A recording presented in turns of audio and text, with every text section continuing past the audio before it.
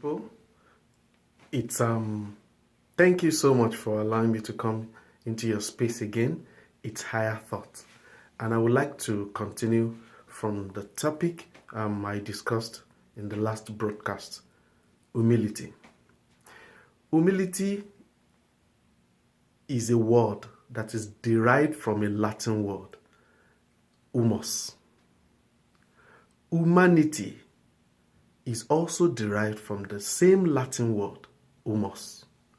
Humus means ground, hearth. This signifies a lowly place. A lowly in the sense that there is a higher place. A higher place depicts where God is, and the lowly place depicts where humanity is. The plan of God is to create an image after his own likeness, to dwell in a lowly place, a place lower than where he is. So the heart is from the word humus, the Latin word humus, from which we also derive the word humility and humanity. Now, the book of Psalms chapter 8 makes us realize that God created man a little lower than Elohim. I believe the original translation says he created man a little lower than Elohim, rather than a little lower than angels. Because angels have nothing to do in this matter. It's about God creating an image after his own likeness. An image which is lower than him. He's like him, yet lower than him. Because he is the Most High. He is the Elohim, the Most High. So, man is created to be a little lower than God, who is Elohim, the Most High. So, like I said in the last broadcast, humility is the original, the real nature of man. So we can see that this word humility and the word humanity is derived from the same Latin word humus, which means ground and heart. Having established this, man is meant to take a lowly place. Lowly in the sense, in reference to who God is, in reference to God's intention. Because the creation of the heart, I believe, is the extension of God's reign.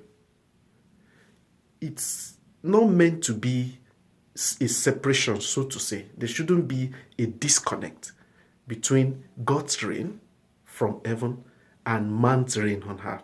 I believe it's an extension of God's kingdom and his reign. The pattern of prayer which Jesus taught his disciples made us realize that. I've discussed that in previous broadcasts too. I talked about it, that the pattern of prayer that he gave us was, Our Father, who art in heaven, hallowed be thy name. Thy kingdom come. Thy will be done on earth as it is in heaven. Now, this statement simply depicts that man is created to pray to the Most High, that the will of the Most High should be done. Although the Most High have created us and has made us such that we have a will, we can make choices, we have emotion. Now we can act like God, who can make choices. We can will, we have emotion, vocation. Yet he didn't create us to be independent of him. He created man to be dependent of him, even though we can choose to be independent. Because the real proof of love is when you have an option not to love. Let me say that again.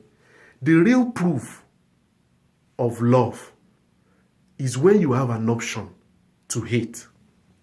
That is when you prove that you actually love. The real proof of obedience is when you can disobey. You have the will to disobey, but you choose to obey. That is the real proof of obedience.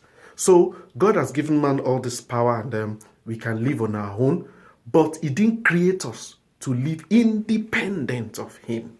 So the word humility, like I said, is the nature of man. That's the real nature God created man to be. Man lost that position through Adam in the Garden of Eden. When Eve began to think that I can have wisdom, I can be like God, which she already is, or which she already was, man began to think that he can be like God, that is already is. After that, confusion has set in into his heart or into his mind through the devil. The man began to figure out things on his own rather than depending on God. So man lost that position and humility was lost. What is meant to tie us to God forever, we lost it. We lost humility. And this is the same thing Jesus Christ came to restore. He came, everything about him was humility personified. To show man the way, the only way back to God is the initial position He placed man.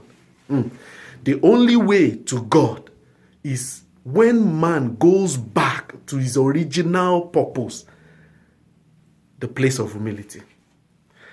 I hope you will stay with me. There's more coming on this topic. The Lord bless you. Thank you. And let this thought be in you, which is also in Christ Jesus. God bless you.